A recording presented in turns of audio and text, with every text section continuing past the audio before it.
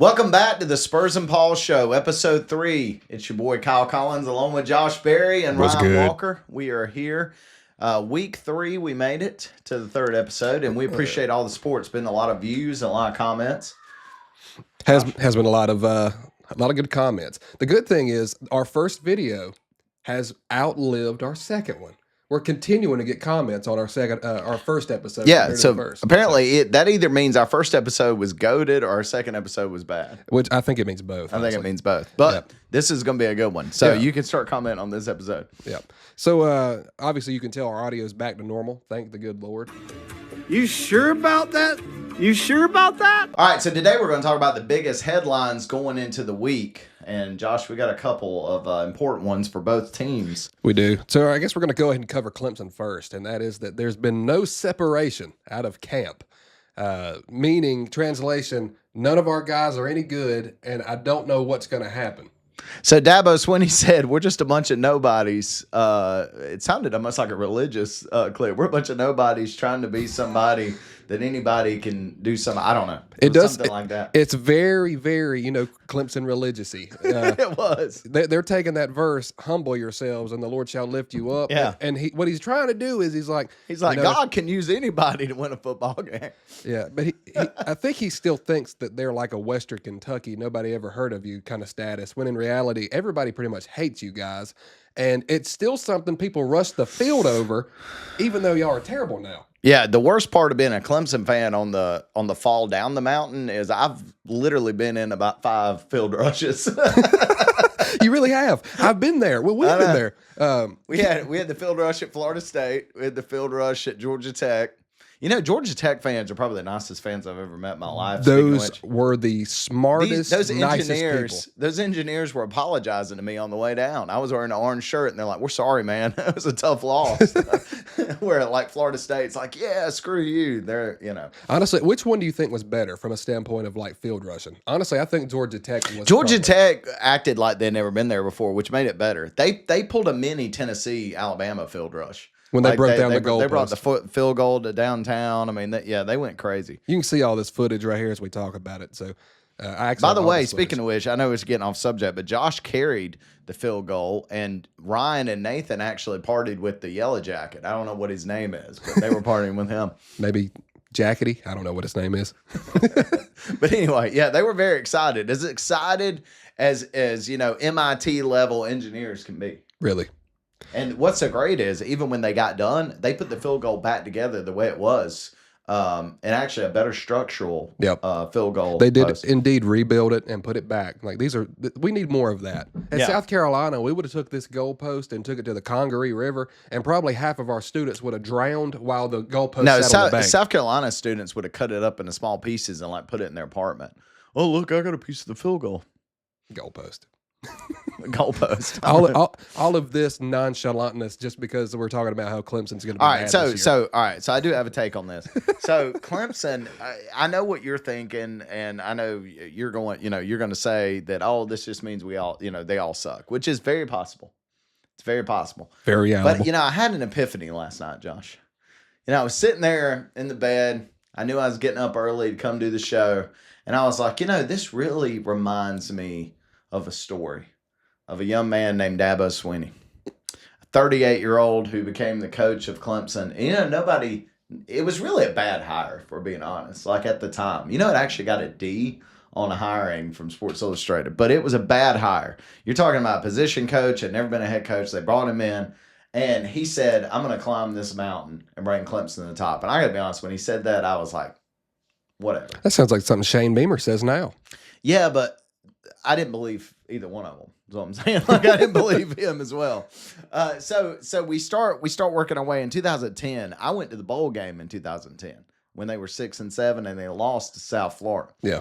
And I remember then I was like, this is bottom, right? Like Tommy Bowden wouldn't have lost this bowl game. But he did. And they kept him. And 2011 comes along and we played the defending national champion Auburn Tigers week 1. I believe it was 2011. Or it might have been week 2. And I remember, I think I was at that game as well. So week 2, we're playing defending national champion Auburn, and we win. And Dabo's like, we're about to start climbing the mountain. And we did. And over the next 4 years, we got better and better. We beat Ohio State in a BCS game. We beat LSU in a bowl game. I mean, big wins, big steps, right? Climbed our way up all the way to the top of the mountain where we win championships.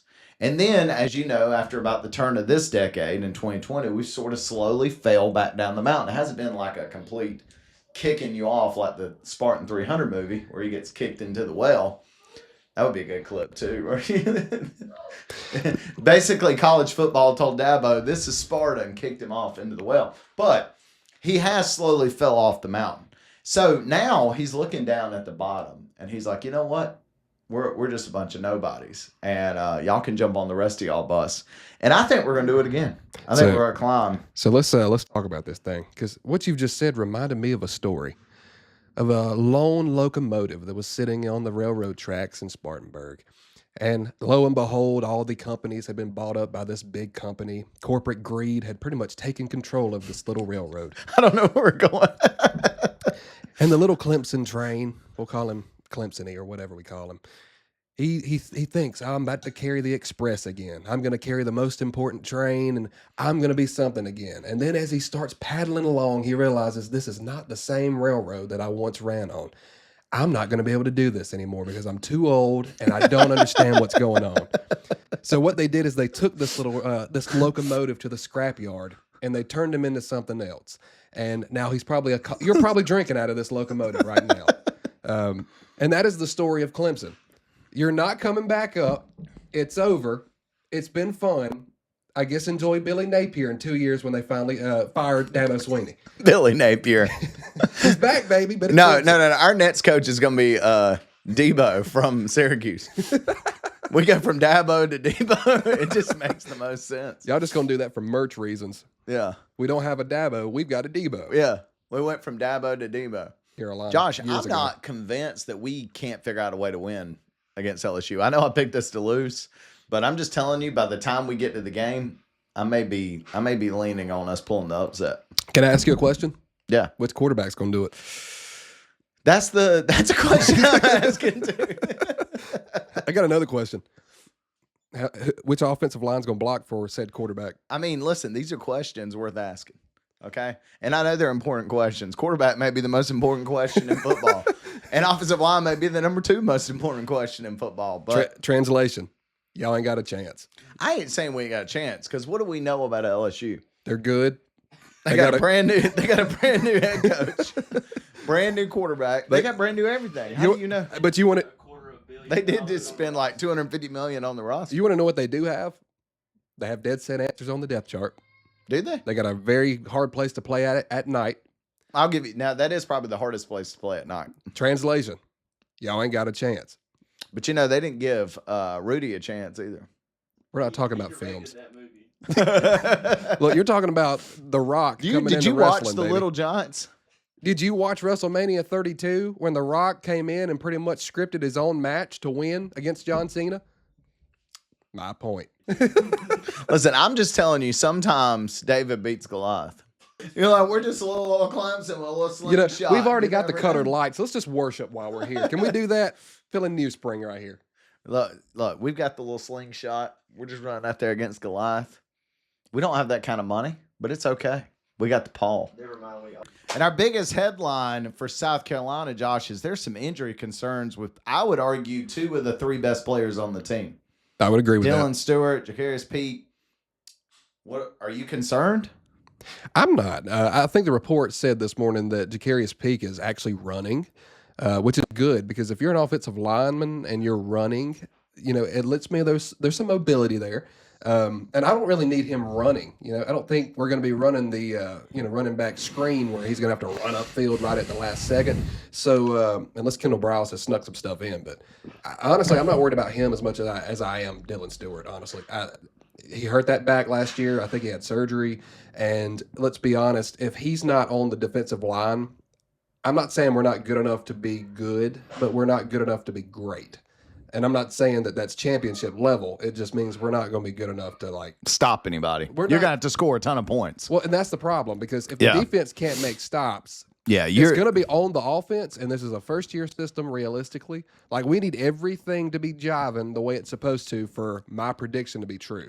The problem with a back injury, too, and anybody that's over the age of like 30 has hurt their back probably. You stay in like a beach house, a weird bed, you get up, your back hurts. Problem with a back injury is you don't know when it's going to flare up. You don't. You can think, I'm 100% ready to go, and like second play of the game, his back starts hurting. Yep. And when your back hurts, I mean, that you can't do a lot of things, but rushing a passer, like you cannot have a back problem and be trying to go up against a tackle. I mean, you can't swim a guy. Like, how can you push and twist and get under? You can't do that. But also as an offensive lineman, you were talking about he's running. The problem with O-line is you have to be fully healthy too, because you are keeping guys like Dylan Stewart from hitting your quarterback. So that's, I don't know. I do think it's concerning that two of your three most talented players are injured. I would agree. Now, don't get me wrong. We still have people like Fred Johnson at linebacker, and we still got Peyton Williams out in the secondary. We've got pieces that can be good on defense. All right, so with the season just a couple of weeks away, Josh and I were at the Clemson, South Carolina game, and we looked at all the things that were going to get demolished. Literally, I think they started construction the day after the game. We left the game, and as we were pulling out the parking lot, they were bulldozers. They had a tractor out there pulling down the ramp. They really did. Like they were starting that Sunday after the game. They did. What are you most looking forward to with the renovations? So the renovations that have been done already, I'm excited about all the concessions. I mean, we've all been to enough South Carolina games, and I'm sure a lot of you have, too. You stand in that line, even if you get there at halftime, to get a crappy hot dog. You stand there and get an $8 piece of pizza from Little Caesars for like 35 minutes. And he's not wrong. The food there is pretty bad. And before you know it, you're listening to Todd Ellis over the TV, and you're like, oh, wait, they're playing highlights of last week. And you're like, oh, wait, no, it's midway through the third quarter. Oh, I've been here that long. We're already down by 21. I'm like, golly, how is Texas A&M up by 40 points? It's only been – this was me in 2014. He's been half the time in the concessions, the other half in the bathroom. So that's the problem. Or has been the problem. I really think that they've done like all of So the them. renovation includes new concessions or new food options?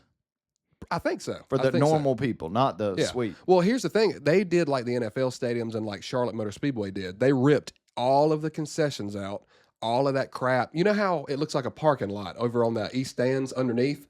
They ripped all of that out, and it literally looks like the Carolina Panthers Stadium. You walk in, they got drink machines, they got chips. So is unlimited drinks going to be an option? Like, okay, so when you go to an NFL game and you buy a cup, you get unlimited refills. But in college, you buy a cup, and it's like $8, and I think you don't get unlimited. They still may keep that exclusive to the clubs. They're trying to get that $8 soda. There's a gap there. There's a salary gap. I mean, if you make $30 a year and you're down in the lower deck, trying to get some Coke, I don't think they're going to let you do that. Now, and the NFL is not really worried about making money on concessions either. But I think that's the biggest thing is the concessions. They took all the old bathrooms out. It's new bathrooms. No way. Dude, these bathrooms so you're not peeing on a wall. No, all the troughs are gone. It's literally like urinals and stalls and heated seats on the toilets. Is it weird if I'm going to miss the troughs? I won't lie. It does take away. Hey, but there's some nostalgia from peeing in a trough. If they ever decide to bring Rockingham Speedway back, that is, if you want to go back to the 90s, that's the place. That was what I say. When I'm using the trough, I feel like there's some nostalgia. I feel like we're going back in time. So there's for still the area of political correctness. There's still a place you can pee in a trough next to a guy who's just standing there with you with no stall wall. So, well, my favorite thing to do when peeing in a trough is be like, man, that was a rough drive. Like I start talking to random people. They don't really want to have the conversations. But I was like, man, that was rough. Yeah, tell me about it. Yeah. Then you got people like my buddy Jake who he couldn't even use it. He would just stand there. It's like with anxiety. And then he just walks away. And what I try to do is I find somebody with anxiety and I start trying to have a conversation with them while peeing. That's really the way to go. It actually pays to have ADHD at a trough, honestly. Yeah. So yeah. So I am going to miss that. Because the other thing is people don't realize how many people you can get in and out of a trough.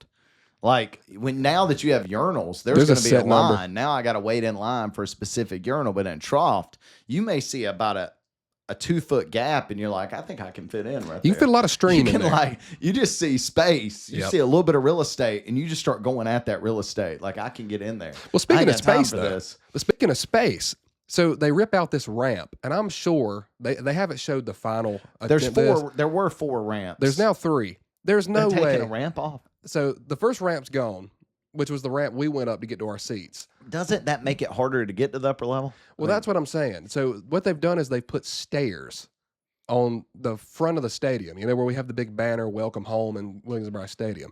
They've taken the ramp out and put in stairs. And what I'm sure they're going to do there's got to be a lot of stairs, a lot of steep stairs. It's a lot of stairs. Tell me you wouldn't much rather have walked up a ramp to get to your seat. I don't know. I mean, if I'm over the age of like 50, yes. Yeah. But here's my thing, though. They've ripped out the first one. I think next year the second one goes. Are they going to have an elevator? We're going to have 2 ramps. They have those. You got to be a Gamecock Club member, and you got to be paying above $400 to be able to use. So it doesn't matter if you're poor and handicapped. No, it only matters if you're. Yeah. So. Wow. But I think that's another thing. I don't understand getting rid of the ramps. I think the ramps are cool. That's what I was about to say. Yeah. You talk about getting rid of I nostalgia. feel like that's killing it, nostalgia a little bit. Killing the nostalgia of like Williams-Brice Stadium. Here's the thing. If they take out the 2 in the north end zone, I think you've really messed up. I think you can take those 2 out of the south end zone. Where the scoreboard is. Yeah. Yeah. Now, here's the thing. I think the scoreboard does come down because the plan is to have scoreboards on top of where they rip the ramps out. So it's going to be clubs. Are they going to be 4? They're going to do the Alabama method with like 1 in each corner? I don't think they're going to do 4. I think it's going to be those 2. And then they may. I'll have to go back and check. We'll put it right here. Yeah, like the picture. Yeah. They may have it. But the thing, I think they're going to do like Clemson did in their end zone. So the scoreboard will 2 come small down. ones over there. So they'll have the student section lower, they'll have the student section upper, and then they'll have like that little cover that y'all have in that end zone. Yeah. So, and I think that's what they'll do. So, and if they do that, I'm okay with that because what they've done is they've taken seats out. They've taken like 10,000 seats out. So if somehow we get more seats, even if it's standing room only, because we need more student section. We don't need more money. You'll have a huge student section. But we need it larger. We need more of those people there. And then we box in the stadium, so then we get more volume and it stays in. Because when you take 10,000 seats out, that's voices. That's people who are going to be yelling. But that's a 3-year project, right? It's not going to be this year. So this year the stadium capacity is going to be reduced. Oh, I think we're close to like 70,000. Okay. So it's kind of like what they did in Florida State, though. Didn't they reduce the capacity at Florida State when they did the renovations? They did. I don't think it's as much. It used to be 90. Florida State used to be the biggest stadium in the ACC, but they reduced it by like 13,000 seats. They did. But that might need to be fact checked, but I'm pretty sure they reduced it by a decent amount. It'll be in the footnotes. But that's the Williams-Brice renovations, and I think it looks pretty good for the most part for the stadium or for the season starting. It's not perfect, and I'm not trying to be a hater. Y'all needed renovations. I've always thought y'all's stadium was like old, very dated, outdated. Yeah. I mean, we had a parking lot under the east stands, and I think they ripped all that out. Now it actually looks pretty good. Y'all definitely need it. I think it's a welcome change for sure. I agree. All right. So speaking of all that, we all know that this is the most important year of Beamer's career. Yep. And I think, Josh, we were talking this week, and you were like, as much as we talk about Beamer and all that, you don't want to see Beamer get fired, even in a bad season. I don't. And honestly, as a South Carolina fan, I've been through 4 coaches, a little bit of the Lou Holtz, mostly Steve Spurrier, which is what brought me in. William Muschamp. You had some interns, too. Yeah, I hate that guy. I don't hate that guy, but I just like that guy. Golly. Thanksgiving is a holiday, not a meal. What a bad take, by the way. Thanksgiving's the best holiday of the year. It is. Holiday all day. And I know that's not a popular opinion, but Thanksgiving's better than Christmas. It is. William Muschamp, you just be a coordinator. That's all you're good at. All right, so you ain't getting a ring. I will give that Beamer is way more likable than Muschamp. So there is value to having a likable coach. That's like getting divorced and your next wife being like a good one. That's honestly how that was. I am not commenting on that one. You don't have to. And I'm not saying, listen, I love my wife. My wife's great. But I'm saying from experience, I've seen people close to me. When you make an analogy that doesn't land. No, it lands. Oh, South Carolina fans know what I'm talking about. We were married to that coach for 5 years. And let me tell you. It was a bad marriage. She was terrible. Well, I don't want to see Dabo get fired. I mean, it would take so many bad things for me to be at the point where Dabo needs to get fired. I feel like Dabo's built so much equity. When you win 2 championships, I mean, he's the greatest coach we've ever had by a mile. Yeah. I mean, not a mile. Danny Ford's second, but he's by a long shot over Danny Ford. Yeah. And so even if we have some bad seasons, it's going to take a lot for me to be like, it's time to move on. Yeah. I always feel like a Bobby Bowden situation where it's like he would have to get older to the point where it's like, okay, age is the reason, not failure, but age. But I can never, like with Dabo, I don't think as a Clemson fan, you can even truly appreciate him until you get a new coach and then realize, hey, we're not going to win 2 championships with every coach. Yeah. Well, but the thing with South Carolina is like he's now done all that stuff Dabo's done. True. But he changed the culture to such a fashion that, like, I mean, results aside. See, but you don't understand because you're a Clemson fan. You're used to winning the ACC every year. We're not. He's pivoted the program like y'all are like a more serious program than y'all were with. I agree. Muschamp was kind of a joke. He did it. You got to congratulate him for making that pivot where it's like we are a serious recruiter and we've got like actually. But I got to tell you, unfortunately, most of the guys that do that, the Nets coach reaps the benefits. It's kind of like in a company. You'll have a guy come in and he'll turn the corner on the company from going out of business or going bankrupt. But the next CEO walks into that, or the next pastor or whatever in the church, whatever it is. That guy does all the work, and the Nets guy gets the credit. That is most of the time, but there's still a chance. I just think there's a chance that the Nets South Carolina coach is very successful because Beamer's not leaving the cupboard empty like he walked into with Muschamp. I'll put it this way, though. If by some chance he does get cut, for what he's done for the program, unless he wants to be a head coach somewhere else, I think whoever comes in has to like Brent Pry him. Like, I don't know what that means. Keep him in the program. Brent Pry was the head coach at Virginia Tech. He's now a coordinator underneath James Franklin. Oh, that's Don't smart. send him off. Keep him because Brent Pry was good for Virginia Tech. I mean, he did kind of help some things, as far as like the oversight. I think that only works if the guy coming in is head, shoulders above Beamer. Like if you're bringing in another young guy like Beamer, it's going to be hard for Beamer to be like, oh, I'm going to stay in this program with a guy that's my age that hasn't proven anything either. But like if you were bringing in like I'm trying to think of like a really good coach that maybe is past his prime a little bit, like Spurrier. Like Spurrier was a good hire. He was. People thought he was past his prime. The funniest thing would be if like we fired Dabo and y'all hired him. That would be amazing. That would be like the funniest thing ever. And then he ends up beating us. Now every year. that would be funny because he's like, okay, so Clemson thought that would give him what he needed.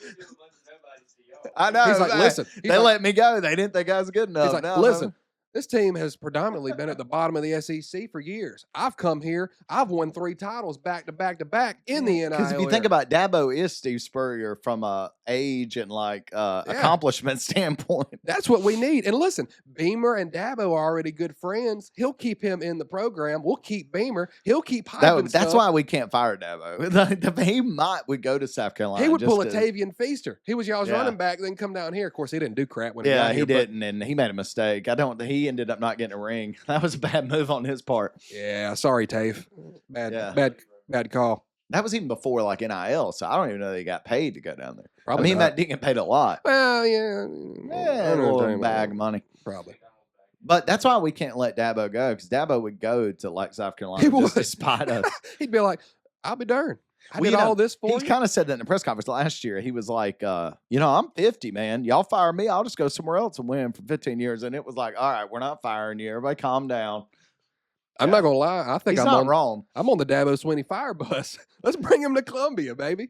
So you would like to have Dabo as your coach? All right, let's walk through this. South Carolina. I know this is kind of a dumb set, but it's not dumb because a lot of people hate on Dabo. They're South Carolina fans. So be honest. Like, okay, Beamer gets fired. We fire Dabo. Are you hiring Dabo? I would do it. And here's the thing. I think we have an AD who has a brain now. I think he would be like, just lives up the road, He didn't have to sell his house. Hey, he's a helicopter away. Yeah, why not? Let's just bring him down here, I think we've got something to sell him on. They might dam the Congaree River and make a lake just so he can live on a lake down here. We'll build a practice facility on the lake. I do kind of think Dabo's dream job was Alabama, but I don't think Alabama will hire him. I think if they fire Kalen DeBoer, I think they feel like he's past his prime, so they're going to try to get somebody bigger. They would get Kiffin, but probably. South Carolina would probably hire him. I mean, yes. To your point. And here's the thing: as long as we keep Beamer in, anybody bigger than Clemson's probably not going to hire him. I don't think Georgia, Alabama, Ohio State, Texas, any of this program, the blue blood, they're not hiring him. Nah. So why not go to South Carolina if you're him? Dabo, come to Columbia. Except it's going to kill your legacy at Clemson if you go to South Carolina. That'd be the greatest thing. I know, but there is somewhat of him wants that big statue right in front of Memorial Stadium. But he would have like, the greatest heel run of all coaches. It would be awesome. He would be like Hulk Hogan when he joined the New World Order. It is possible he would be the greatest coach in South Carolina sports history. Like I'm talking about the state of South Carolina. He would. He would be. It would be called that would be kind of crazy. The Dabo Swinney South Carolina Football Hall of Fame. That's what they would have to call it. They would have to. He would be like the goat of the state. And that's the bad thing, though. As a South Carolina fan, I respect the heck out of Dabo. I like Dabo. I just don't like fans of Clemson because they're all terrible. But, well, most of them. I already like Dabo just a little bit. So you bring him over here, baby. All right. So another thing we want to talk about was Josh was wanting to talk about the Indiana, Georgia. So everybody wants to debate the SEC, right? And it's fun as an ACC guy for me to say the SEC is clearly the second best conference. The Big Ten has not only won 3 championships in a row, the SEC hasn't even been the runner-up for 3 years in a row. If you remember, Michigan played Washington in 2023. In 2024, it was Ohio State and Notre Dame, who I think Notre Dame, they're not ACC, but they're like half ACC. And then last year, it was Indiana, Miami. So the ACC's had a better run than the SEC for its a championship game goes. Are you saying ACC? ACC has had a better run the last. I think that's the biggest years. joke I've ever heard in my life. Okay, how am I wrong? Notre Dame's not in the ACC. But they kind of are. No, they play an ACC schedule. You can't claim him. They're just not doing it because they have the NBC money.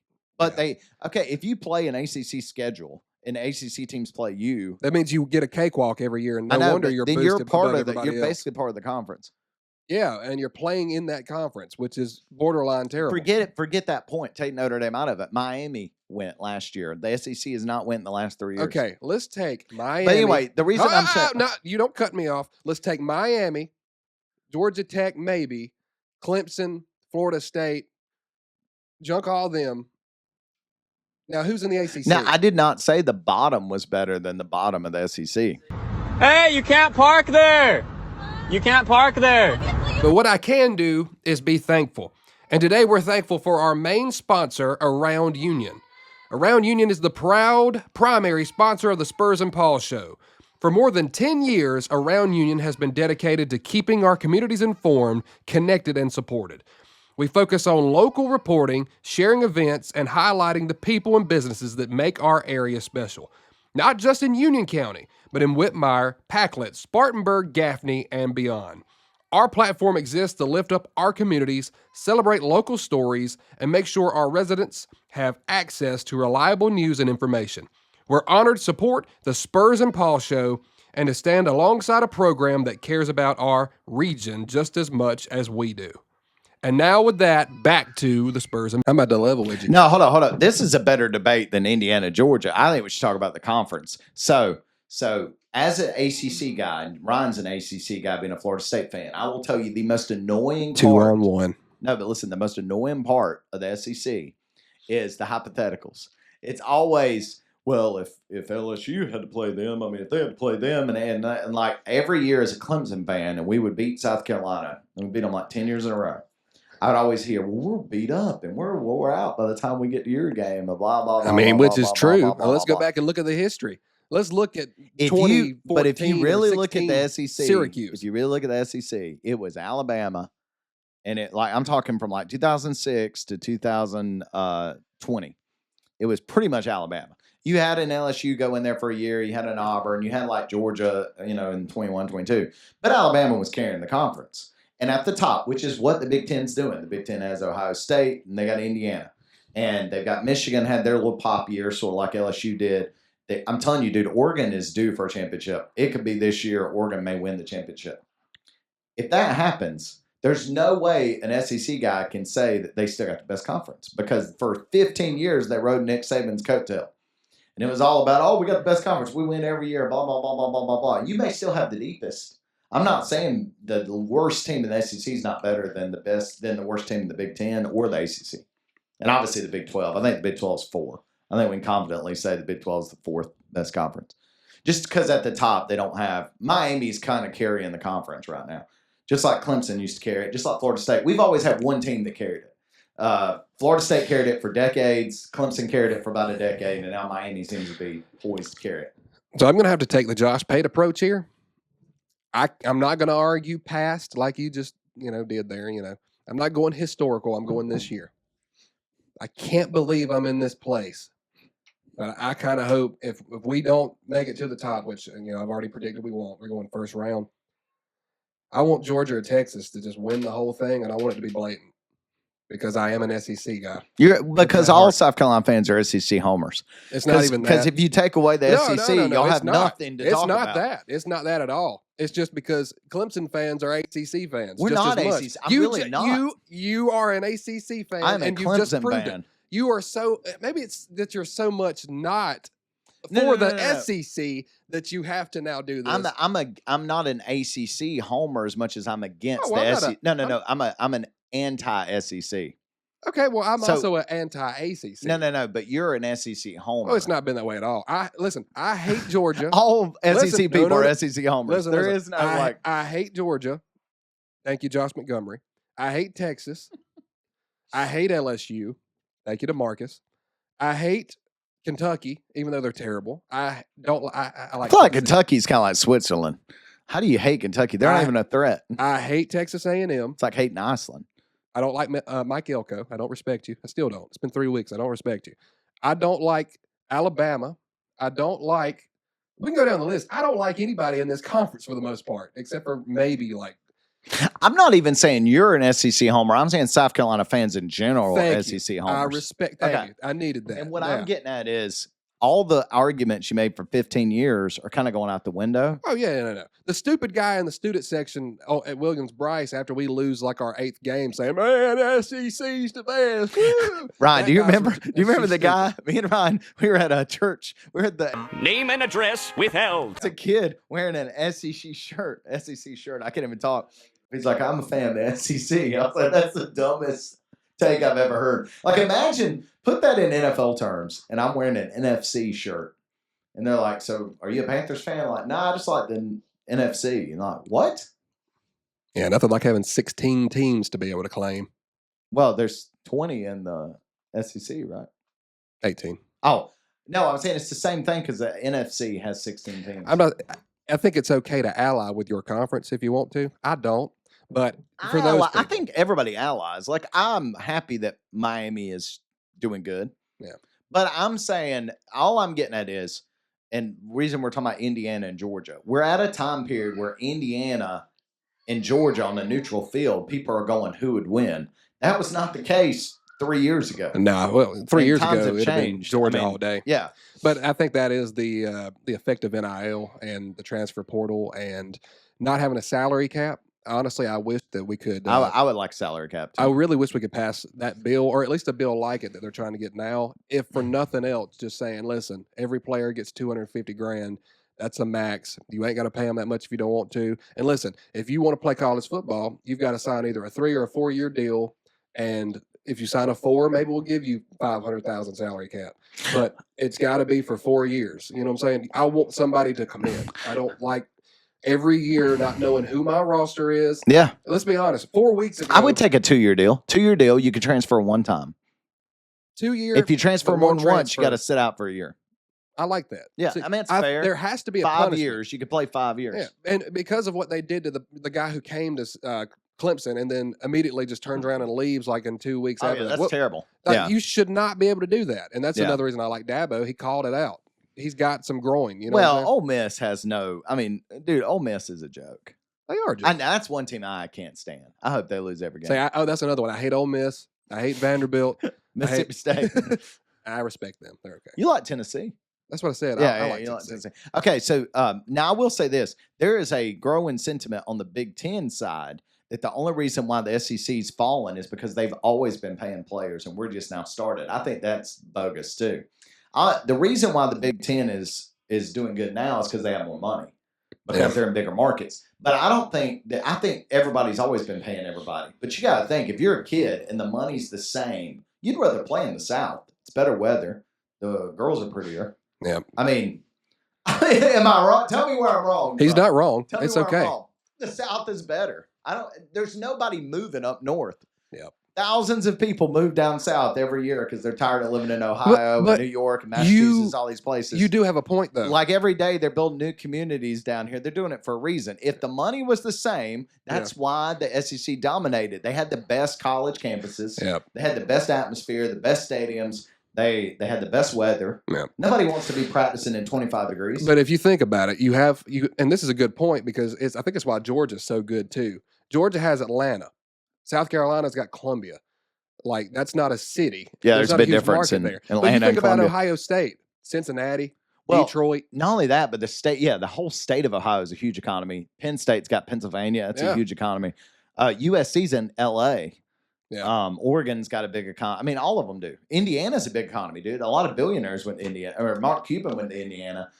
There's just Northwestern, which was the worst team in the Big Ten, got like a $40 million endowment for football this year because they're a big school. All the Big Ten has these big schools that have a ton of graduates. That's why Texas, Austin's a big city. But what I'm saying is, I don't buy. The Big Ten will say that we were not paying players. Everybody was paying players. But when the money's relatively the same, you're always going to choose Alabama and Georgia over Ohio State. You don't want to be practicing in 25 degrees. That's what was killing Notre Dame. That's why Brian Kelly went to LSU.